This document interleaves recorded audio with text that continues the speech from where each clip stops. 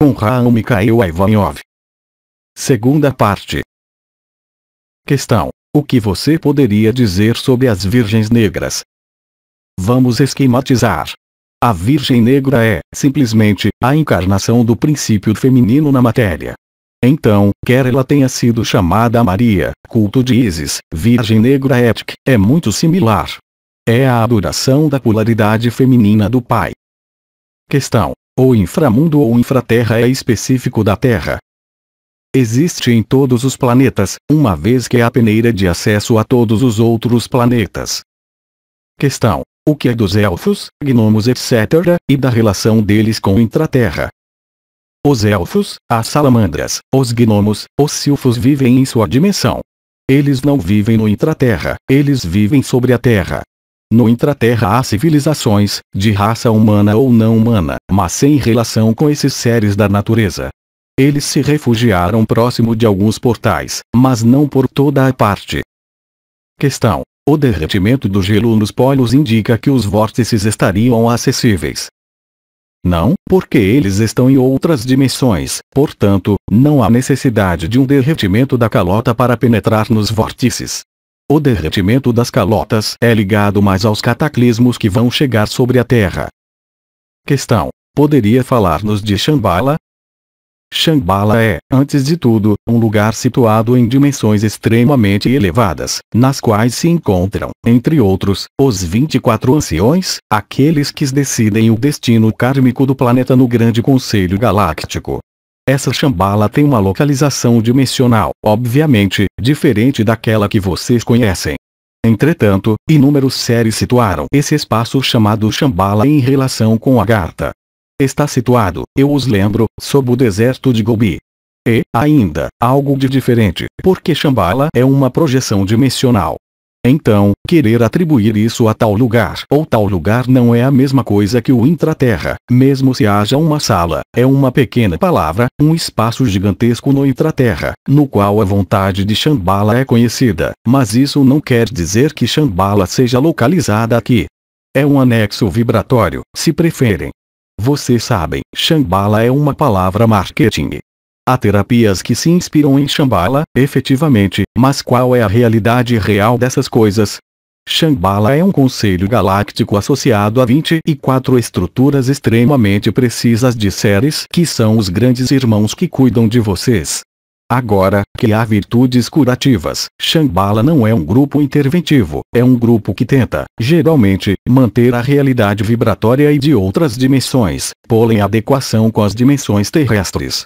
Que ele tenha, possivelmente, efeitos curativos, parece-me, até certo ponto, lógico. O problema é que vocês empregam, frequentemente, palavras que leram em textos descritivos, iniciáticos, e vocês se apreendem dessas palavras como sendo sua realidade própria.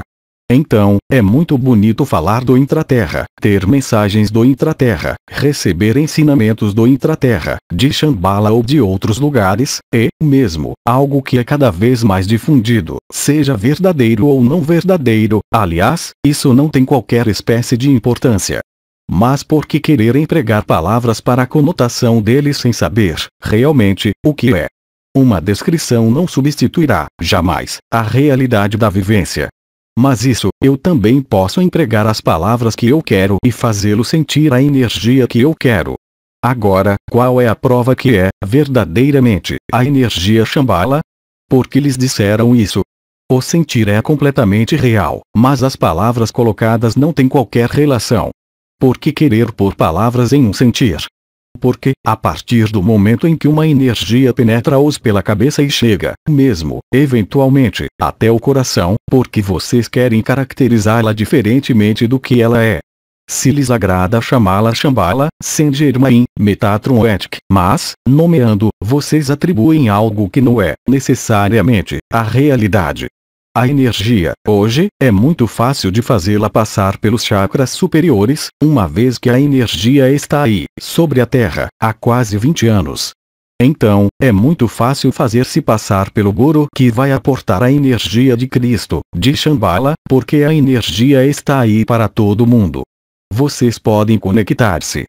Então, há astutos que são capazes de conectá-los mais facilmente do que outros e, depois, eles vão revestir isso com uma fraseologia, um ensinamento que, obviamente, é próprio deles.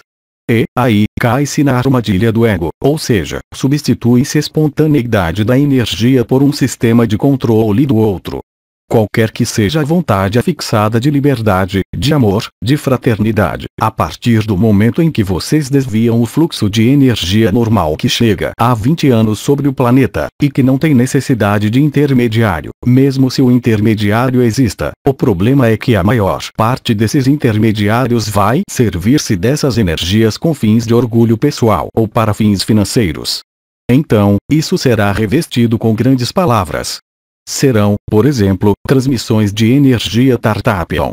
Serão movimentos que tiveram, em alguns momentos, influências extremamente fortes. Mas pouco importa, são, ainda, apenas revestimentos. Questão: então, qual é a energia sentida por alguns, dita de Shambhala?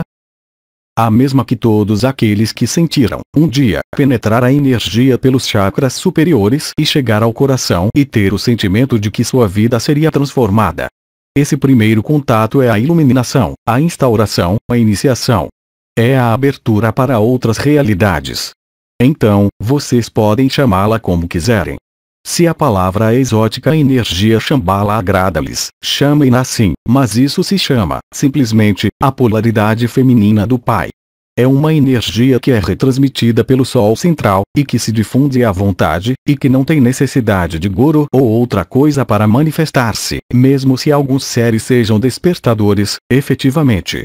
Mas, a partir do momento em que vocês travestem a realidade da energia que desce há 20 anos sobre a Terra, revestindo-a com seus próprios conceitos, vocês estão no erro espiritual, porque entram no ego e na manipulação.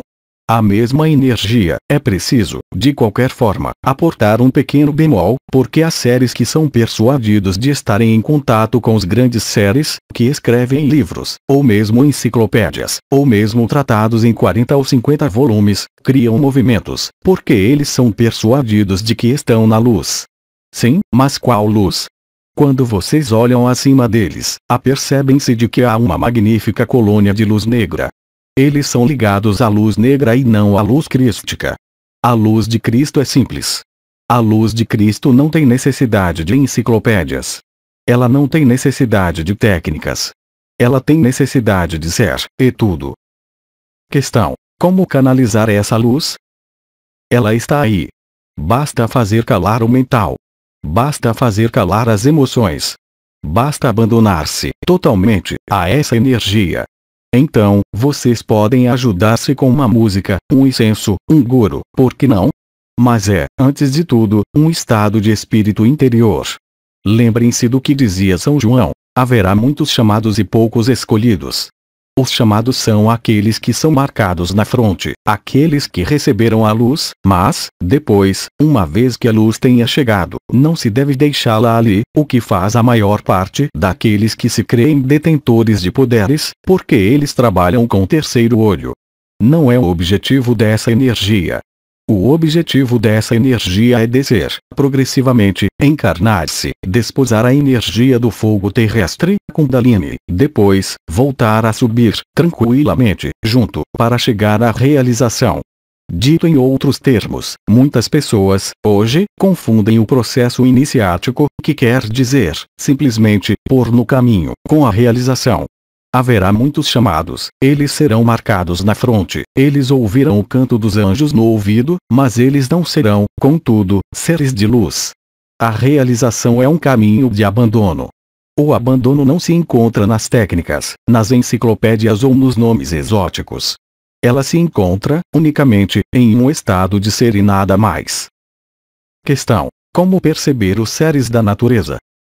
É, ao mesmo tempo, muito complicado e muito simples, porque poucos seres são capazes, efetivamente, de vê-los.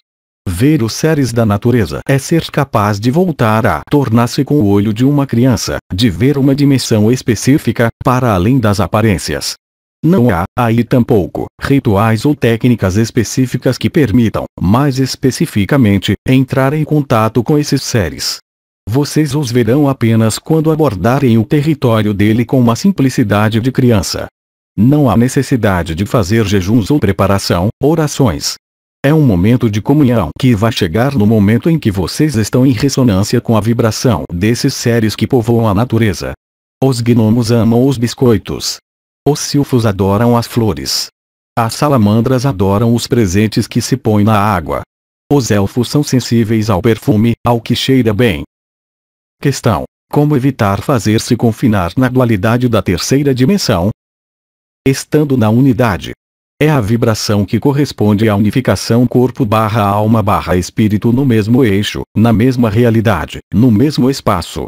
Então, quer vocês a chamem unidade, divindade, Cristo interior, realização, é a mesma coisa. Questão: é dessa maneira que se conseguirá sair das transgressões de nossa sociedade. É o único modo. Vocês não podem lutar contra o sistema. Questão: como ver as auras? Há vários modos de fazer. Há técnicas artificiais que permitem acomodar não no objeto que se quer olhar, mas atrás. Isso é conhecido. Há uma técnica que corresponde à configuração especial da retina desses seres que veem as auras. Aí, não há necessidade de adotar uma técnica de acomodação posterior ao objeto olhado. Há uma terceira técnica ancestral, oriunda do Kriya Yoga, que consiste em utilizar a respiração alternativa pelas narinas, acoplada, ao mesmo tempo, a pressões extremamente precisas sobre os lobos frontais, ao mesmo tempo que sobre a região temporal anterior, alternadamente, de um lado e do outro. Mas, eu repito, são técnicas artificiais, a mais simples sendo tentar acomodar atrás da pessoa. Isso necessita de um pequeno treinamento, mas quase todo mundo é suscetível de ali chegar. Em todo caso, para a primeira aura. Questão: qual é a origem dos crop circles? A maior parte é criada por inteligências extraterrestres, de maneira formal. São mensagens que lhes são dirigidas, que lhes dizem certo número de coisas, mas é, também, um trabalho energético que é feito no lugar em que esses círculos aparecem, e são traçados de maneira específica.